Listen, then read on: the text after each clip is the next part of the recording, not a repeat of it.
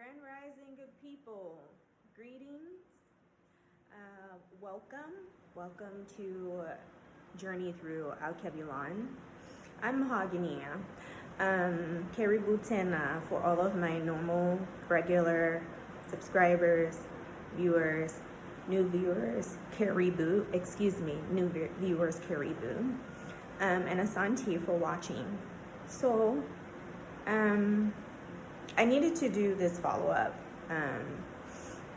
because I wanted to provide follow-up regarding the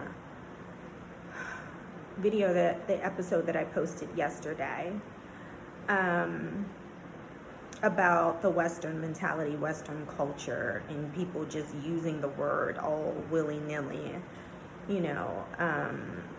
just not using it appropriately, and also not taking into account that Alkebulan is not, free from, the Western mentality. And I wanted to know what other people, what you guys thought of that word or about that word when you use it. What comes up in your mind when you hear it. And I did not give, my point of view in relation to how I view that word when I use that word and when I hear that phrase rather, Western mentality. I attribute it to everything that is, related to the colonizer and his behavior, his frame of mind, how he moves, and so that would be in relation to self-hate, division among a people. That would be disenfranchisement, systematic and physical oppression, rape, robbing, pillaging, capitalism, having the wealth go to just a small group of people, and then the rest, the majority of the people, are left in economic despair. So those are some of the things that come up in my mind when I hear Western mentality. And some of those things, and greed,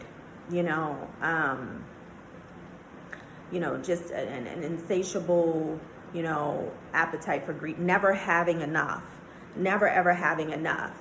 How you can just, wipe out, species of animals. That's greed. That's someone who does not have, self-control. So yeah, that's what I attribute to, Western mentality in my mind. That's, what I think about. But I do not, attribute that to just someone wanting to have a particular type of life for themselves, a particular standard, of living. Also, of course, I think about their religion. I cannot forget about that. The religion that they brought to help subdue us. We have to also add that. Those are the things that, I think about. Even for me, my plan is to build a natural home in a self-sustaining environment on the land that I acquire. And so even with the architecture of the home, what I have in my mind, in my heart, and it's a display of, who I am, my personality. I love beauty. And you know, when I look at us, I see beauty all around. We are the most beautiful people, really, to me. We really are. And so that's what I see. You know, I see a reflection of the all, you know, in us. And even within our, you know, the melanated family, there are just still various cultural, you know, differences that we can share in, you know, that we can share. Certain clans of people, tribes, whatever you want to call it, you know, they have their own culture. And I think that it's beautiful. It shows our versatility, and it gives us an opportunity to share among one another. But just making sure that it really is our own, you know. I would like to see our own indigenous culture practice, and I would just like to see it, you know, when I see, you know, the people. I would like to see it much more than, you know, I do, because of the Western mentality that's already here.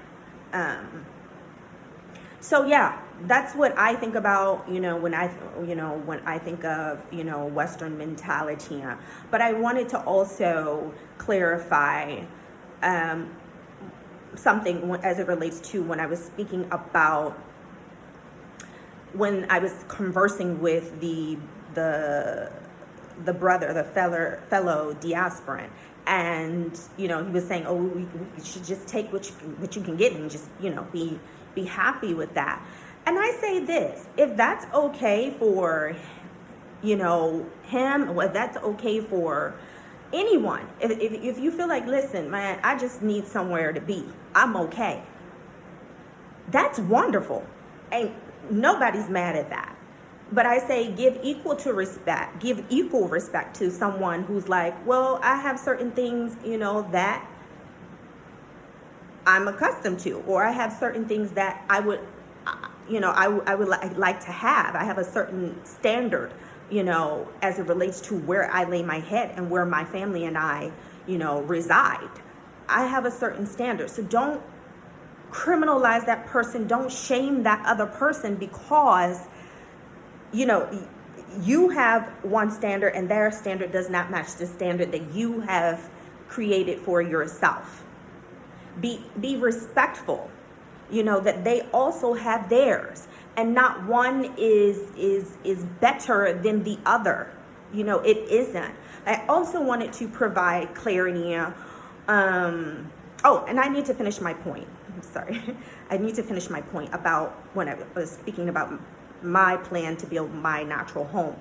In that, to display my personality, I will have accents of, you know, what I deem to be beautiful to me, you know, add some mosaics, you know, something beautiful, some paintings, you know, something bright and beautiful, maybe colored tiling, you know, and all that I can do in a natural way is what I want to do. So to create, you know, the look that I'm going for, I would like to do it in a natural, you know, way. And it's exciting, you know, it's exciting. So it doesn't mean that, you know, I have to just erect a, you know, a natural home, and it's just, you know, natural, you know, it's mud bricks and, you know, just some wood over there that I could find. And no, it is a reflection of me. You know, it is a reflection of me, and we're all different. And again, I love beauty, you know, and so, excuse me, I want to see that in my home, you know, whether it be also adding, you know, beautiful flowers, you know, just creating a look and an environment that helps, you know, motivate me and keep my vibrations, you know, up. But that's also a reflection of my personality and who I am. And there's nothing wrong with that. And so I just want us to be respectful of, each other's standards. It's not one above the other. It's not wrong for someone to want, a home that is a reflection of the standard that they have created for themselves. And that's all I was wanting to say about that. Now, I also want to provide clarity as it relates to the housing, situation. I would say you don't have to lower your standard. You do not. Let me just say that. However, you may have to adjust your binoculars just a bit. And what do I mean by that? Yes, you can find beautiful homes here, in Tanzania, throughout the continent, but we're specifically talking about Tanzania. So you can find beautiful homes here. I've found beautiful homes here. I've lived in beautiful homes. If your standard is of the upper echelon, maybe you're looking for stainless steel, appliances, maybe you're looking for something with some mahogany wood, maybe you're looking for something with some Italian toweling, or whatever, whatever your design aesthetic may be, whatever it is you're looking for. There are houses that may fit that. However, it may be more difficult for you to find here. It may be more difficult for you to find here. And so I say to that, that you're because it can cause you to be very exhausted, when you're going around, with the brokers or the dalalians. It can get exhausting, because you're either being shown something that is not applicable to your standard, something that, you probably didn't even ask for, but, standard wise, it just doesn't fit, the vision that you had. But I think it's also important, like for me, there were, like this house in particular that I'm in, I was able to, because the structure was sound and very good. It was a very well kept house, very well kept. The roofing, the flooring, everything, the walls, that very well kept. When it came to the fixings, it wasn't what I would like to see. However, I saw the potential in me just, speaking with the owner so that I can change it. Stuff like that. So you just have to adjust, because, we see, I know for me, living in the West, all of the places that I've had, they were very nice. They had, marble countertops and, stainless steel and all that kind of stuff. And do I need that? I don't need those things. I don't. But some people may want to see that, and I'm letting you know that they may be far few and in between here if you're looking for that. So you will have to adjust your binoculars a bit, and if those are some of the things that you do want, then that's something that you can speak with the owner about, and then add them, to the home. So I'm just saying, seeing the potential. But I know, I was showing some homes that, a lot of homes that were not up to par, but the broker was like, this house, this is a good house, and I'm just like, well, to you, brother, it is, but to me, no, and so,